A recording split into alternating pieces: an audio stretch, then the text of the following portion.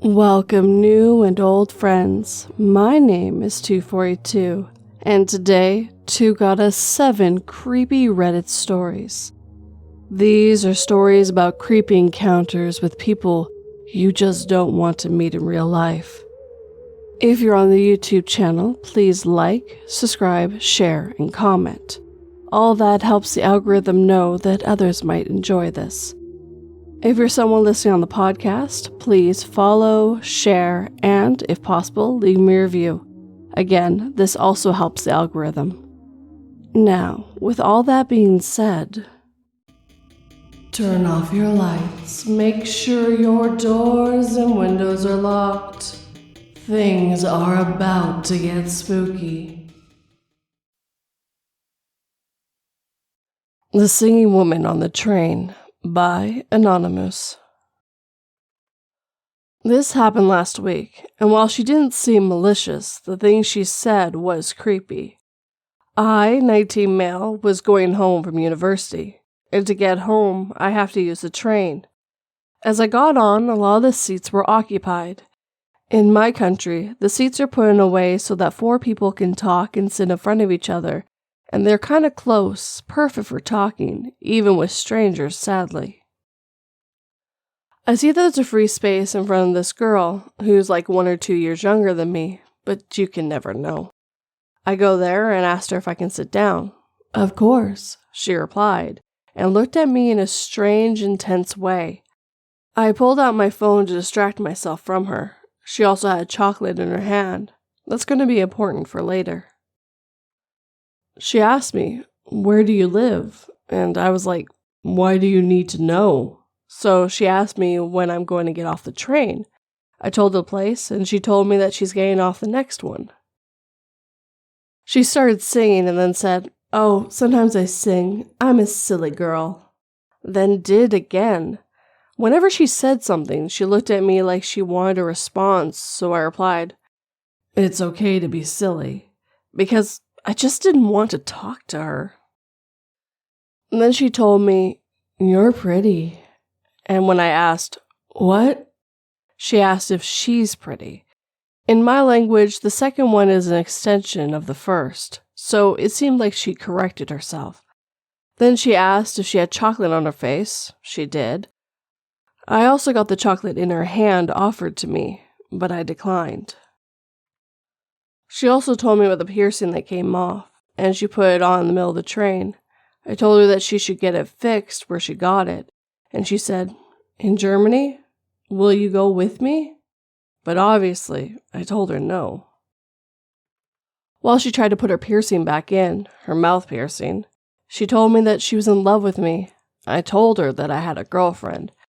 I don't, but the university I attend has much prettier girls than her, and that the pace is too fast for me. She told me that she will beat my girlfriend.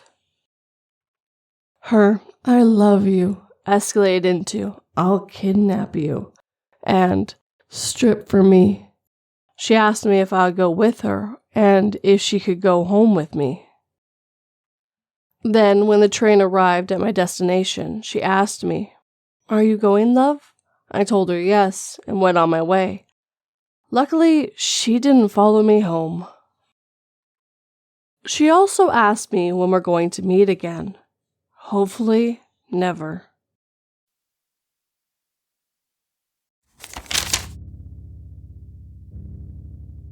After the adults had successfully used the teleportation service 4,000 or 5,000 times, a child was sent through it.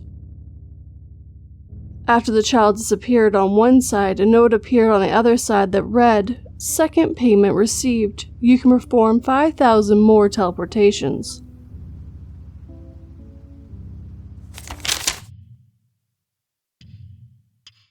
Guys following me and my daughters around Walmart today. By Informalfoot 2690. I was at Walmart earlier this evening with my 2 daughters, one elementary school aged and the other middle school. We looked around the school supplies for a minute and then rounded the corner to see the Halloween candy on display. As we turned the corner, a slightly older guy came really close to us like he was in a hurry and almost ran into our cart. He didn't have a card or any items. I said, "Oh, excuse me," and then stopped in front of the candy to let my youngest ask a bunch of questions about the candy pumpkins. The man stopped quickly and started rummaging around the candies right next to my daughter. He was listening to our conversation and reacted strangely when my daughter said she wanted to take pictures of the candy. He was twitchy and caught my eye and looked away quickly. We moved on to the women's PJ section to look around for a few minutes and noticed the same man pass by really close again. He was turning to the right towards the shoes with a big bag of candy cradled in his arms. My girls went across the aisle to the boys' clothing section while I finished deciding, and when I was catching up with them a couple minutes later, that guy was winding through the boys' clothes towards my daughter's. He paused and looked confused or lost, but still like he was in a rush, and watched me discuss sizes with my youngest. This is when I started to think something was off with this dude. I mentioned him to my older daughter, and they moved through the partition into the girls' clothes. I didn't see him again for a few minutes, and I figured it was nothing, but then he came into the section and was acting like he was trying to pick out a Justice shirt. He still had that big bag of candy that he kept adjusting his grip on. I kept seeing him take quick peeks at my girls, but then every time he saw me watching him, he pretended to be occupied in his shopping. I told my oldest I thought he was following us, and she said she had noticed the same thing, and I made my youngest get in the cart so I could keep them both close. They both like to wander a bit. The guy then walked out of the girls' section, passing close behind me, but he looped around the partition back into the boys' section and stopped at an opening on the other side, but still in a straight line of sight. He caught my eye again and twitched, then he pulled out his phone, texted someone, and walked away. By that time, I was on high alert and possibly getting quite paranoid. I looked around and saw two other slightly older men standing around. One was in electronics, kind of looking at a half-empty display of something, but I swear he glanced at me several times, even though there were 3 or 4 racks of clothes and a hallway with occasional people in between. The third guy had wandered into the girls' section and was apparently considering buying a Justice shirt too. Each time he saw me notice him watch us, he wandered down to the baby aisle, but he kept coming back after a couple minutes. I realize now, looking back, that if I suspected something bad, I shouldn't have gotten my girls out of there. Clothes shopping for a picky preteen isn't fun, and I wanted to get it done and over with. On top of that, I kept second-guessing myself that the 2 other guys were just a coincidence. I kept my girls really close, and after we moved to the women's section, I didn't see any of them again, and I stopped feeling creepily that we were being watched. Now it's the middle of the night, and I'm pretty freaked out, wondering what could have happened if I didn't notice the first guy and continued to let my girls wander around. Should I report anything? I can't imagine anything would be done just because I noticed some guy watching my daughters in Walmart. I'm sorry for this being so long. I wanted to put all the details because I don't know if I was being paranoid or not. Thank you. Quick little side note from 242. My rule of thumb is to always trust your gut and always to be paying attention to those people around you, especially when you have your children with you. You felt like he was watching you, and I agree you probably should have left the store, but at the same time there was apparently maybe 3 guys. The other thing you can do is also to get an associate to go to customer service. A lot of the times they will send someone out to walk you and your children to your car. So, rule of thumb is, be weird, trust your gut, and pay attention. Now, on to the rest of the stories, guys.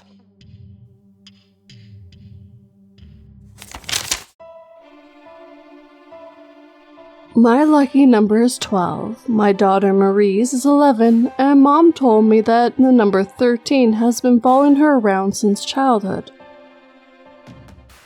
Naturally, I thought it was a coincidence, but it was only when Maria told me that my granddaughter was seeing the number 10 everywhere did I realize the possibility of a countdown.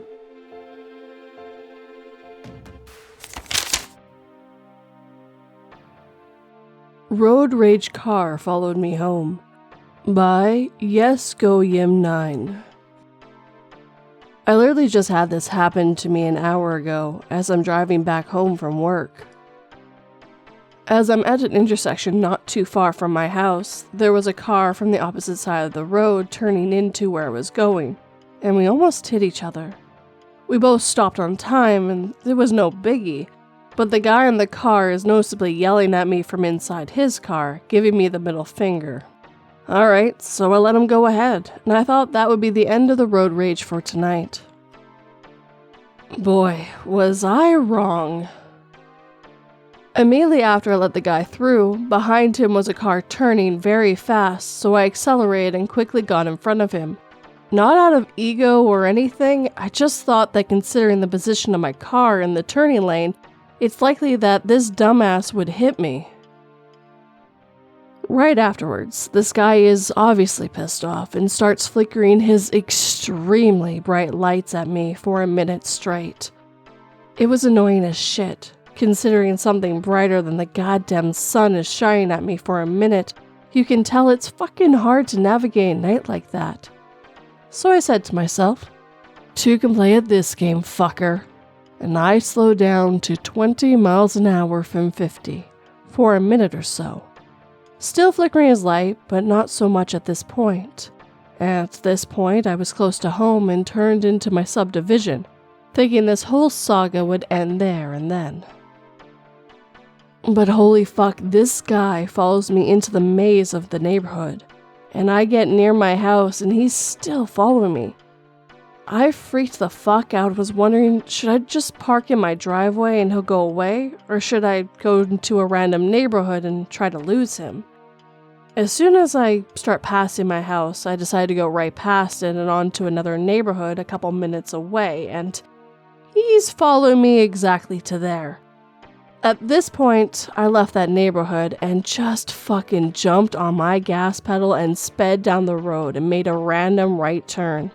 At this point, he's still following me, but it's a red light for him, so thankfully he stops, and after that, he lost me. Honestly, this was a scary experience for me, considering my suburb isn't too far from a very dangerous hoods where gunshots can be heard often. Who knows if I would have stopped my car at home, maybe this guy would have got a gun out and shot at me. It's just fucking creepy how this road-raged asshole easily followed me to my house in an obvious attempt to scare me.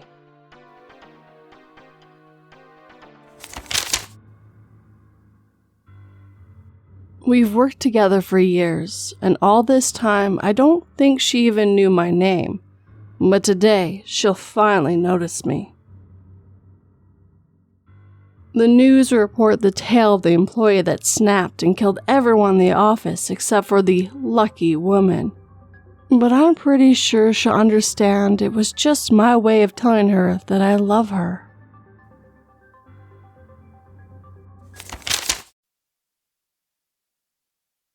Burger King employee was creepy by Anonymoose.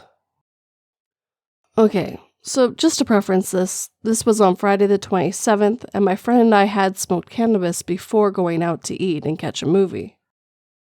So my friend and I are in line at BK, and we're trying to decide if we should split a meal or get separate meals.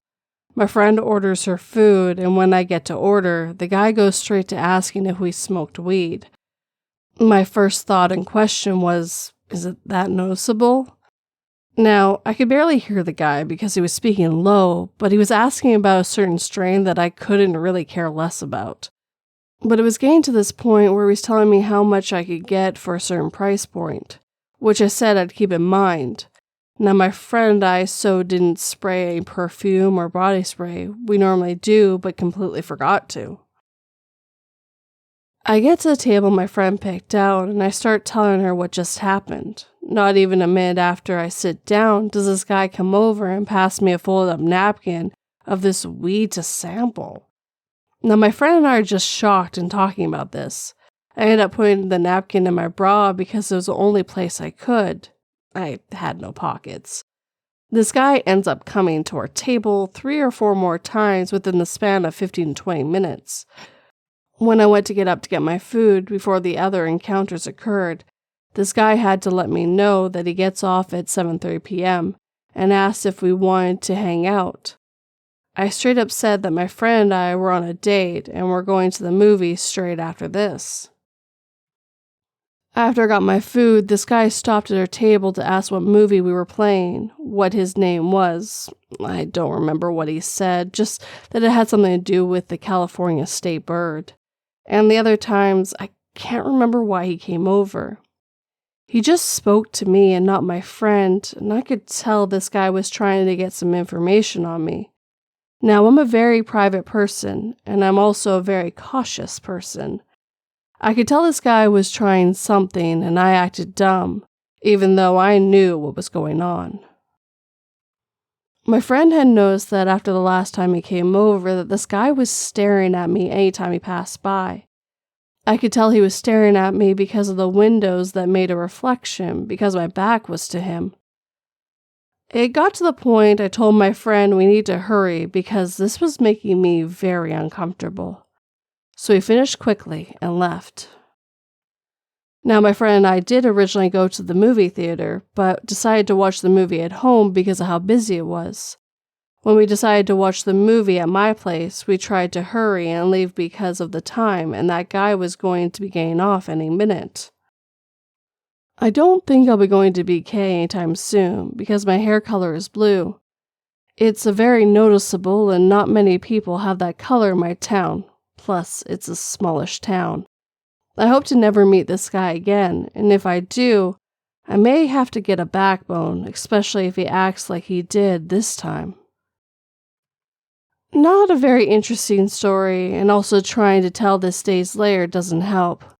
But that's my creepy encounter.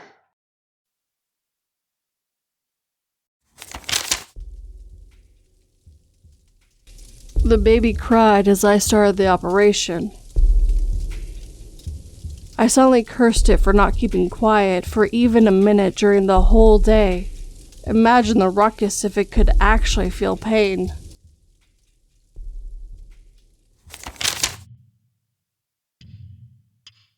Abandoned Factory by vincentsvv.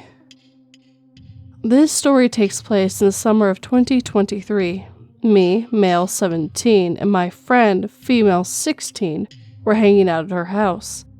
And we found a subject that is passionate for both of us, Urban X. And as we were talking about that, she told me that there was an abandoned factory 30 minutes away from her house. 2 seconds is what it took us to get our backpacks full of cigarettes, food, and water. We then started walking. We took some 5-minute breaks from time to time and continued our path. Arriving here, we were absolutely in love with the creepiness and the absence of life in this place. Let me introduce you to the 4 buildings. It will help you understand the rest of the story. First building, locked. No more information. Probably somewhere to stock wood and metal. Second building, a big factory. It was the biggest building in the 4. There were 3 floors, a basement, a workspace, and an eating place at the highest floor. Third building, a structure of wood to contain all the machines, etc. And finally, fourth building, a small gas station where there were keys of other rooms. There were 2 floors, but we didn't go to the second one for reasons you will see further in the story. Okay, so we entered the big factory, the second building. At first, we were getting shivers, but as time passed on, we got more and more comfortable with the place we were in. I'm not gonna lie, the alcohol probably helped with that. Then comes the moment. We had to do it. We were so curious. We stood in front of the door and opened it. There we were, in the basement. As we advanced in the room, we arrived to a small office. There was a fresh cup of coffee.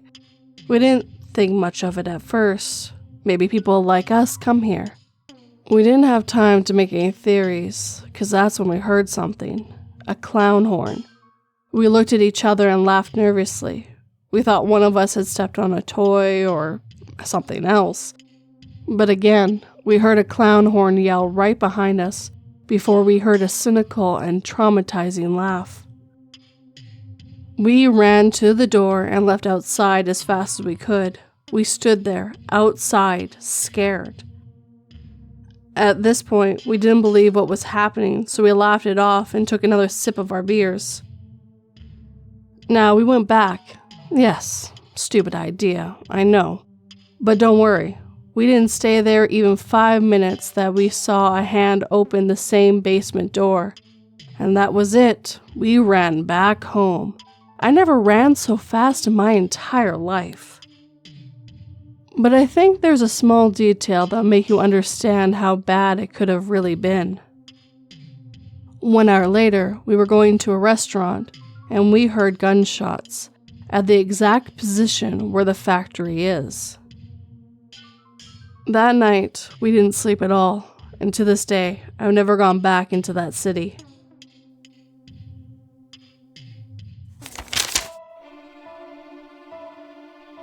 The department was celebrating after confirming that it's possible for the human mind to actually time travel in REM sleep. I sat at my desk recalling last night's dream of an in-range adult me chasing 6-year-old father through my grandmother's house, ready to hurt him for things he hadn't done yet.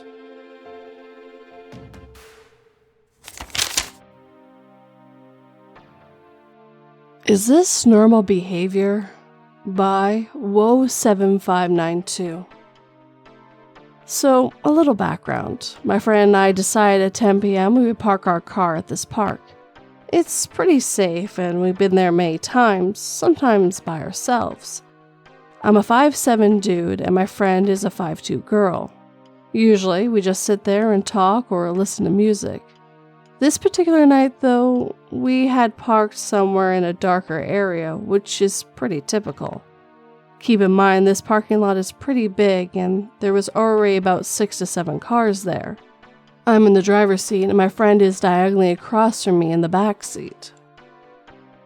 I notice a guy parks maybe 6 spots away from my car. The man gets out and is casually checking out my car. He starts walking through the park a bit, visibly getting closer, but eventually veers off. I think nothing of it, until 15 minutes later he comes back, but this time closer than before, and this time visibly trying to see inside. My friend is trying to calm me down, letting me know there's nothing to worry about. He eventually gets back into his car. At this point, I'm kind of keeping an eye on him. When he gets into his car, he backs out and parks right next to another car, only to get out and scope inside of the car. He gets back into his car and then parks right next to us. Keep in mind, this parking lot is huge and there's plenty of empty spaces, and at this point my friend is aware.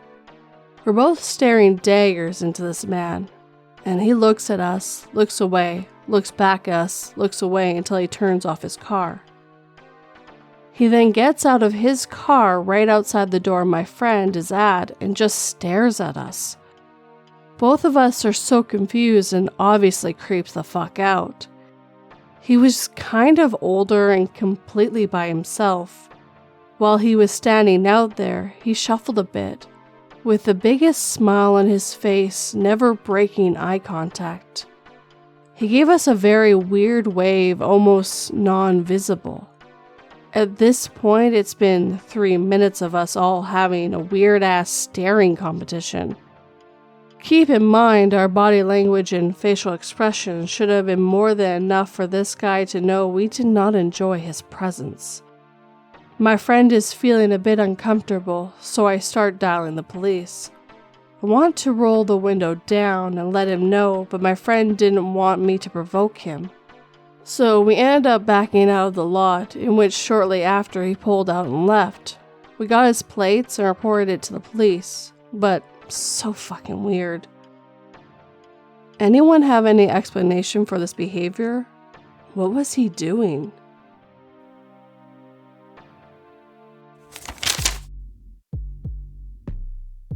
You're jealous. That's why you always make sure my boyfriends catch you changing, I yelled at my sister. She rolls her yellow eyes and licks the blood off her muzzle as she says, Next time, don't bring your boyfriend over during the full moon.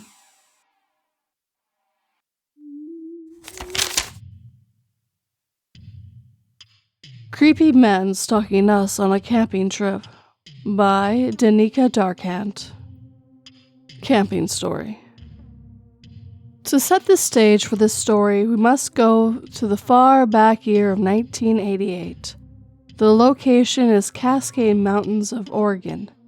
I was 10 years old, and with me was my mom, dad, best friend, and our golden retriever, Amber. We were very much an outdoors family, and had many camping trips before this and since. But to this day, when I think about it, I still remember the terror I felt this weekend so long ago. After a brief talk with my father recently, it kind of came back to the front of my mind. He also was able to fill in a few details that I had forgotten. This holiday was like many others. We packed up the station wagon with everything we need for a hike into one of our favorite lakes to camp at. To make this trip even more exciting for me was the fact that it was my birthday weekend, and I got to pick this lake. After we arrived at the trailhead and got our packs on, my dad got his sidearm out and strapped it on his belt. In Oregon, open carry was permitted in national parks, and my dad always had a gun on his hip while in the woods, which always added a sense of security. We had a close call with a bear one time in which it came in handy.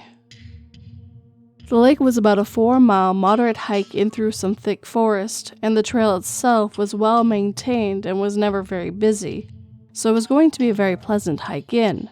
We started off on our hike, and back in the 80s, it was not uncommon to have your dog off leash on trails in the forest, so we let Amber run and do her thing.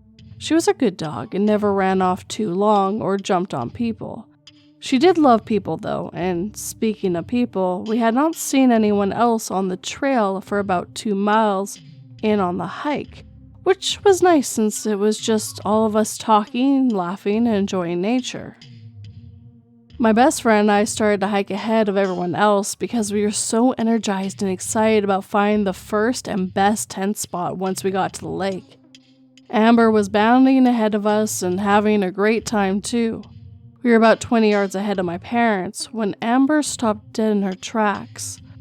I thought she may have seen a chipmunk or something, maybe even a bird, but her hackles came up and she let out the lowest of growls. She never growls.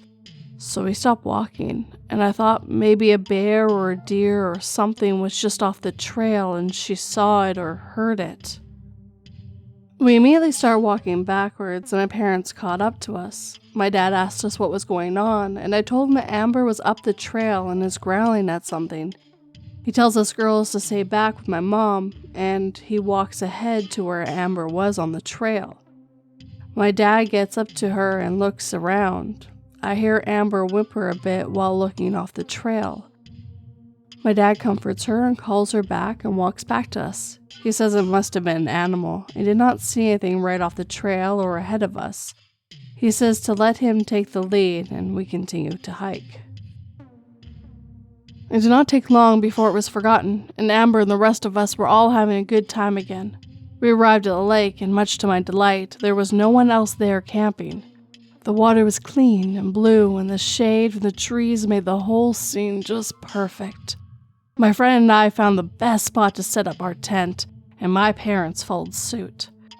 After the camp was set up, my folks went off to fish just down the hill, and my friend and I took off with Amber to walk around to the other side of the lake to catch salamanders.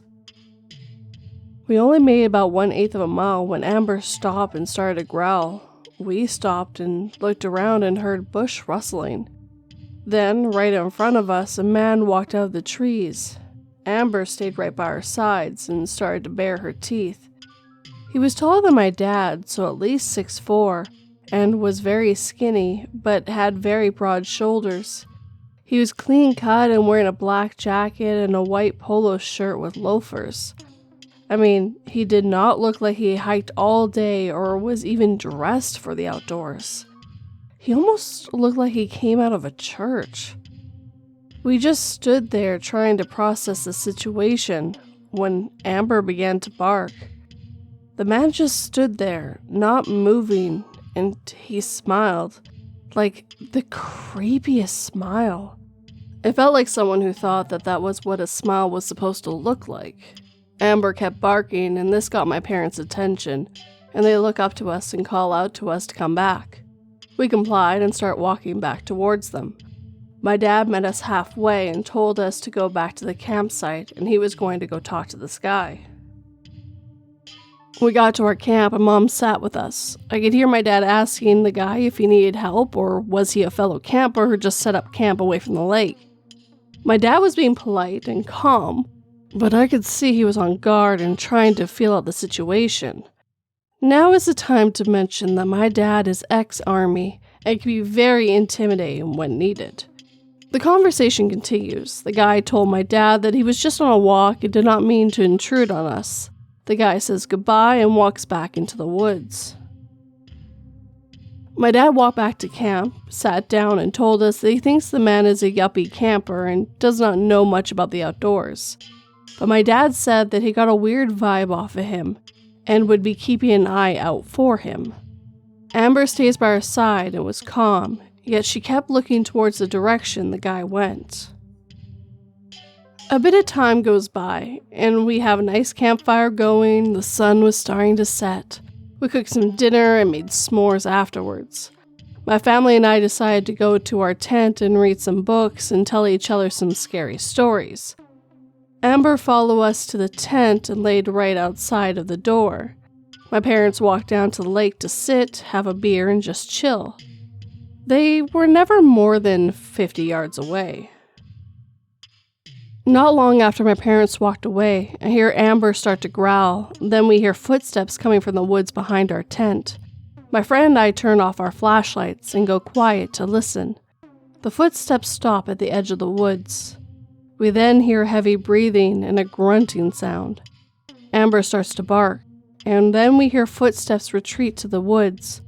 Amber whimpers a bit, and then I hear my parents walking back to the camp. I go out and tell them what happened.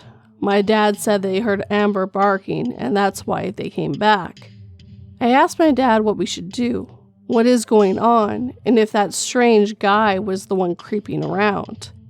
He tells me that he will see about moving camp in morning since we still have 3 days left on the trip, and nothing has happened to warrant just leaving.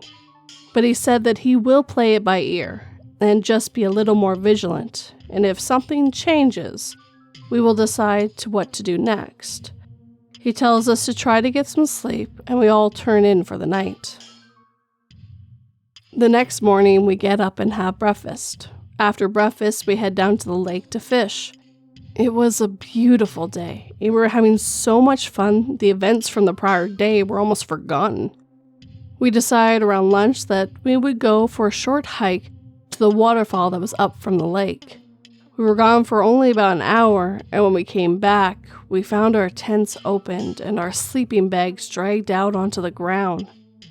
My dad tells us to hang back with my mom, and he goes to investigate. He comes back and says nothing is missing, but it was not an animal that did this. He says we should break camp and hike back to the car and find another spot to camp the next couple of days. I could tell my dad was not wanting to frighten us, but I heard the urgency in his voice. It was very disappointing, but it meant we could enjoy the rest of the trip and not worry about some creep messing with us. Then it was worth it. We broke camp and started our hike back. Dad was in the lead, and we were double timing it and made it back to the car in record time. As we walked over to the car, we could see that one of the tires was flat. Not a big deal. We always had a spare. But when my dad bent down to start taking the lugs off, we swore. It was not just flat. Someone had slashed the tire. Dad changed that tire in record time and threw everything into the car.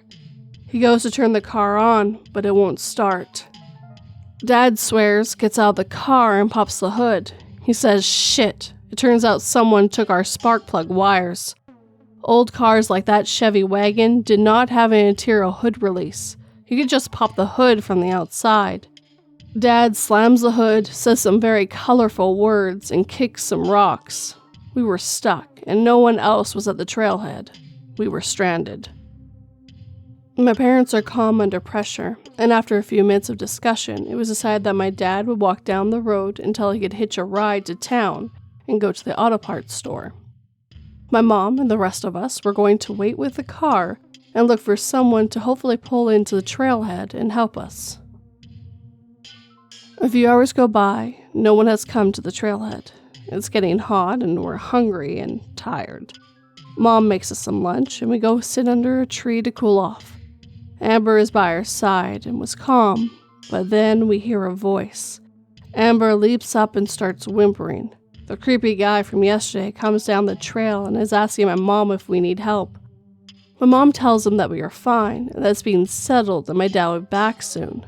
This creep then tells her that his camp is close and that he parked on the old fire road that's near the lake and asks if we would like to come back to his camp and wait until my dad returns. Mom sternly tells him no, and that we'll be waiting here and thank you anyway. He does not like this. He tells my mom that it's not safe out here for a pretty lady and two young girls. My mom, like my dad, is no pushover and asserts herself again that we do not need any help and to please just leave us alone. The guy just stands there, smiles wide, and then just turns around and leaves. My mom is visibly shaken, and us girls are just a bit scared. My mom comes over to us and tells us we need to stay close, do not wander, and that we'll be okay. My friend and I are really kind of freaked out, and are just hoping my dad would make it back soon. After about 30 minutes, the creepy guy comes back. This time, though, he's not alone and has a slightly younger guy with him. The other guy is dressed as a yuppie camper and has a very stern look on his face. My mother stands her ground as they approach. Amber starts a low growl and her hackles go up. The two guys flank us, and one of them flashes a gun tucked into his belt. The other guy tells us that we need to go with them, and they're not asking. My mom backs up next to us, and without taking her eyes off them, reaches to her belt and pulls out her Bowie knife. My mom said that we will not be going with them, and that they need to leave now. The two men did not even flinch at this, and said that we will be coming with them, or they will hurt us. At this moment, though, Amber goes from just growling to barking and puts herself between us and them. This makes the guys stop. My mom yells that they need to leave now. They start backing up, and at that moment, we heard a truck pulling into the trailhead parking lot. At the sight of the truck, the guys start to walk away fast and disappear into the tree line. The truck was a forest ranger, and he had my dad with him. My dad jumped out of the truck and ran over to us, asking if we were okay. The ranger came over and asked who those men were and if we were okay as well. My mom explained everything while my dad hugged us girls and told us that we'd be okay. The ranger takes off looking for the men. My dad tells us he was about 5 miles from town when the ranger picked him up and took him the rest of the way to get the parts for the car. He then drove him back to our car. After hearing what happened, my dad was pissed and wanted to find the guys who tried to kidnap us and then had been terrorizing us for the past 24 hours. The ranger came back and told us he had almost caught up to them, but they had sped away in their truck with a camper in tow. They had parked behind a small ridge behind the lake on an old logging road. He did not get a plate, but he radioed a description of the men and their truck and camper to the local sheriff's office. He also took our information and said he would pass it on to them as well. He waited for us until our dad had the car fixed and we were able to leave. We decided not to continue camping and instead drive a couple hours, spend the last 2 days of our trip at the beach and stay in a hotel. A few days later, a deputy called my dad and told him they never did find the men. He said that it was most likely a crime of opportunity after seeing a woman with 2 girls in tow. He was sure they had been watching us from off the trail and had messed with our camp to judge how my dad would react. When my dad seemed to be a threat, they sabotaged our car, hoping to put us in a position where we were vulnerable. He said they would follow up with us if they found out anything else, but according to my dad, nothing came of it. Years later, I tried to do some research onto the crimes in the area of Oregon during the 80s that might have involved something like what we had experienced. All I could find was a few reports of campers being robbed and a few cars being broken into. There was one case of a young lady and her dog going missing from the area near there, but it was never determined what had happened to her, or even if it was something bad or she just ran away. I can tell you that we did go back to that lake a few years later and had a very uneventful camping trip. It was nice to go back and find some joy in the spot that was special to me. I really hope those creepy guys never hurt anyone and maybe were caught for other crimes. I will never know though. I just hope to never run into that situation like that again. I can say that having a dog along with us helped our situation. She was a hero and kept us alert. Amber went on to live until she was 12 years old and passed away with her favorite people around her. Remember to stay safe, stay watchful, and never hurts to have a sweet, brave dog with you.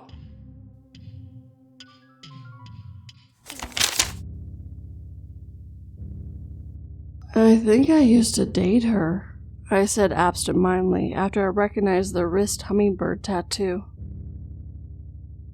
Yeah, well, after the war, we eat whatever we can get, my brother said as he bartered with the raider for the arm and other meat.